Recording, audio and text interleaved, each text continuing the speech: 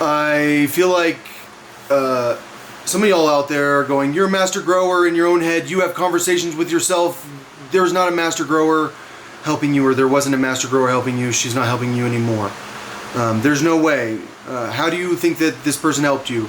Well, you know that cheese plant that from all those plants I got probably like a quarter of weed? I don't know how much it is. I think it's airing out right now. She told me to put that in the same room as the males. And she told me to put velvet skies in the same room as the males also. So both of my velvet skies were in the same room as the males. And that means they're going to have extra seeds. So when I cracked open the velvet skies versus the bubblegum breath, I haven't cracked open the velvet skies yet, I've cracked open the cheese, and I look for seeds. Like, was it like that seedy because I left it in the same room? And she explained that like you can have males in one room and females in the other room, and they'll get seeded less, but they'll get seeded, and that's the way to do it. How to make sure you save those genetics. And but if you have them in the same room, they'll get seeded that much more, will mess up the weed. And the cheese is that seeded.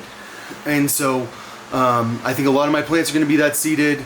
I think the OGKZs, I think a lot of the ruderalis are going to be that seeded, which was my intention. I think that the bubblegum pancakes is not going to be as seeded. I think velvet skies is going to be that seeded. I think that velvet breath is probably not going to be as seeded. Hopefully. I don't know. I've moved those velvet breaths around a lot. Okay, so that's one example. Another example is one of my nutrients I use. I don't really want to talk about it because it's part of my secret recipe. They used it for probably 4 years, and they made a decision with their company to stop using it, even though they yielded that much more when they used that nutrient. So they explained it to me, and they said you shouldn't use it past week 5 of flower at least. And so I've cut off that nutrient late in flower. What else? They helped me with I thought that like the last time I grew, I used plain water sometimes, and I never got to test. I will never use plain water when watering, but I never actually used plain water. I just didn't use bloom every single time, and I would always use bloom now. And like they told me that, which I feel like was a major mistake I made last time. But that's because I didn't have time to test fertilizer, because I never had time to test. And I was trying to make sure that I was trying to make sure my plants were safe. What else did they tell me? They were fairly certain that I was going to yield so much from my back window, where the back porch is, and now I have no plants there at all, because I don't think I'm going to yield anything there. They're against ever putting the plants outside ever, and that's like what I've done is with some of them is I've put them outside when they're young, and we'll see if they'll be okay. I believe in it.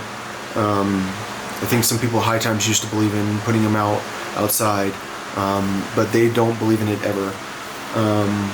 They don't believe in growing out plants really big. They believe in growing out plants small. Do they have like the strongest weed ever? Pretty much.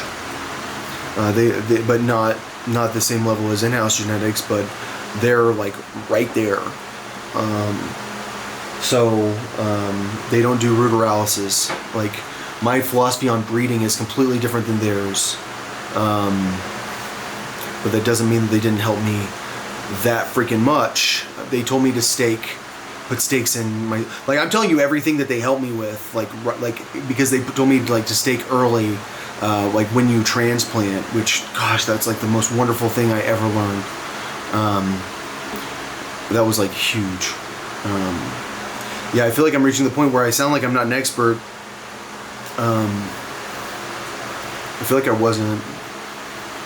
Now I am. Doesn't mean I wasn't really good. Doesn't mean that like I shouldn't have had the option to like do multiple rounds of growing in the way that I actually want to grow, because I know that my plants would have been fine. Like I have no doubt in my mind. Yeah, so that's like my grow consultants help me that much. I'm just saying, like, that's the truth. So like when I talk about someone in my head, like, you don't understand the shit that's in my head. That's like, there's no way that's me. Like, you know, like a while ago I said there was this rabbi hacking my brain, and I was grateful the rabbi was there because the rabbi will let me be moral. Like, these people are so fucking immoral. They like, it's like the person in my head is like trying so hard to get me to be immoral. It like bothers me. Like that's kind of the situation that's been there for a while. But then they help me so much. It's kind of like having Jason Sudeikis around with you while you're learning After Effects. But Jason ended up getting to the point that he was benefiting from like working with me. Because I got shortcuts. I made note cards for the shortcuts in After Effects. And this guy's like a master at After Effects. He's like, gosh, I don't know how to not use that shortcut now. I love the shortcut that you found for me. And like, it kind of reached that point where like we started benefiting each other. And that's kind of the fun part of working with me. All right, so that's my confession about how like they made me that much better of a grower.